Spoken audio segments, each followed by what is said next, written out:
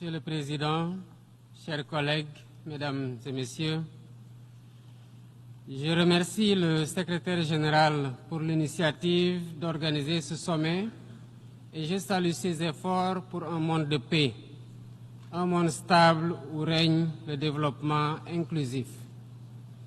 L'avenir que nous voulons commande de ne laisser personne de côté face aux défis que sont la paix et la sécurité, la réduction des inégalités, l'éradication de la pauvreté, la justice et l'équité. Nous ne pouvons réaliser cet avenir que dans la recherche de solutions communes dont le fondement se trouve dans un cadre multilatéral, un cadre qui inspire confiance et adhésion et sert les intérêts de tous. Autrement, il continuera à susciter la méfiance des uns et la défiance des autres et de perdre ainsi la crédibilité et la légitimité attachées à son autorité. À ce propos, j'aimerais partager avec vous 4 observations.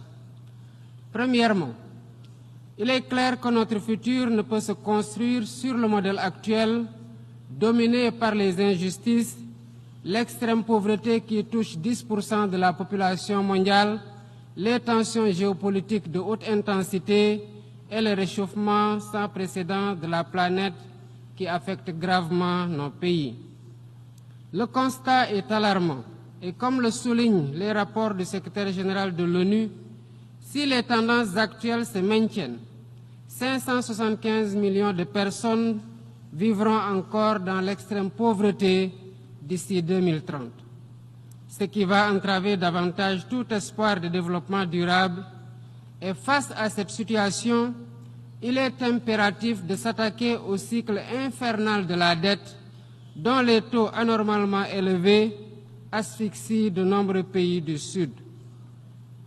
Ce système d'inéquité que souligne le récent rapport de la CNUSED constitue une entrave croissante à la prospérité mondiale, en particulier dans les pays en développement, dont les taux d'emprunt sont 2 à 12 fois supérieurs à ceux appliqués aux pays développés.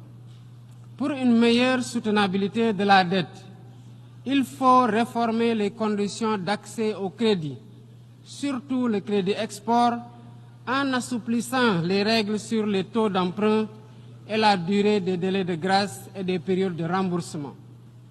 Deuxièmement, la nécessité de réformer la gouvernance politique, économique et financière mondiale pour refléter les réalités d'aujourd'hui.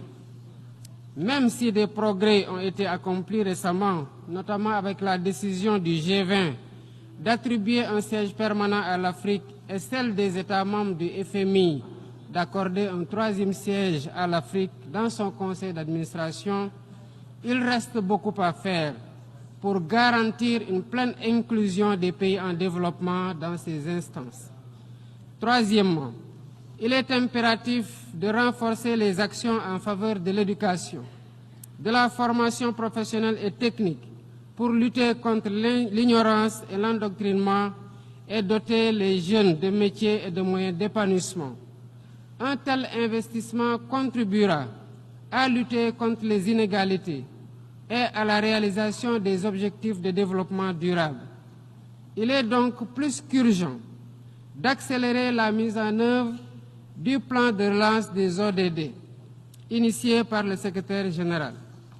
Quatrièmement, il est essentiel d'investir davantage dans la connectivité et la digitalisation, par le renforcement des infrastructures numériques, l'innovation et le soutien à l'industrie créative des jeunes sur qui repose l'avenir. Nous devons offrir aux jeunes les moyens de se former, de réussir et de s'épanouir.